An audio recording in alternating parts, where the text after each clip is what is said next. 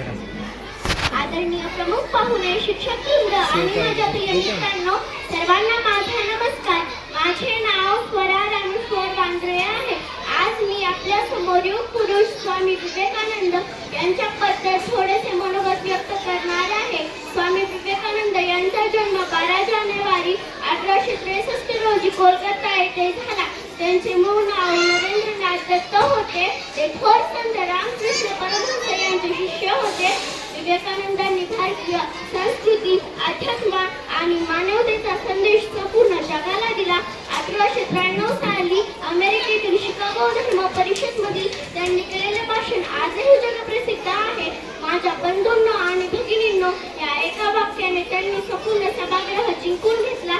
या भाषणातून त्यांनी भारतीय सहिष्णुता, एकता आणि मानवतेची महान परंपरा त्यांनी जगासमोर मांडली. स्वामी विवेकानंदांचे विचार आजही तरुणांसाठी प्रेरणादायी आहेत.